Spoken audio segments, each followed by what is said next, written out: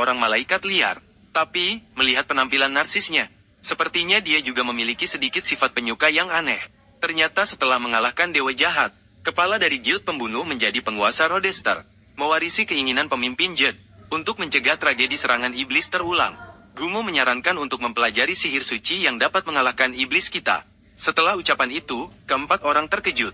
Baru mereka tahu bahwa Guli ternyata adalah iblis. Namun, sihir suci hanya bisa dipelajari oleh mereka yang terpilih di gereja. Utamanya agar kekuatan ilahi dapat bersatu dengan tubuh. Dengan cahaya suci mengusir segala kejahatan. Dia awalnya berpikir bahwa sang protagonis yang mencintai sihir akan sangat tertarik. Hasilnya, saat berbalik melihat, pihak lain ternyata ketakutan dengan keringat dingin di seluruh kepalanya. Hanya karena sang tokoh utama sebelumnya telah membuat kekacauan besar di gereja. Sejak saat itu, dia dilarang masuk. Namun itu semua terjadi 2,5 tahun yang lalu. Mungkin mereka sudah melupakan itu. Jadi, untuk belajar sihir suci, sang tokoh utama akhirnya kembali ke gereja setelah lama tidak datang. Namun, terdengar bahwa untuk belajar sihir suci hanya bisa melalui pelayanan kepada gereja. Seperti menyumbang uang, membersihkan, dan membaca Alkitab, dan lain sebagainya. Selama dilakukan secara terus-menerus, maka Tuhan Yang Maha Tinggi akan mengajarkan sihir suci. Setelah itu, sang tokoh utama segera menyapa sang pendeta begitu memasuki gereja. Awalnya, pendeta mengira ini adalah anak baik dari keluarga mana yang datang berdoa di gereja.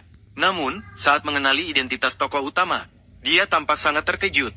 Dia segera mengeluarkan salib seolah-olah ingin mengusir sesuatu yang kotor. Dia tidak melupakan kekacauan besar yang dilakukan sang tokoh utama 2,5 tahun yang lalu. Pada saat itu juga, Suster Isa datang dan membela si tokoh utama. Dia merasa bahwa gereja harus memberikan pengampunan tanpa syarat kepada para pengikut yang benar-benar bertobat.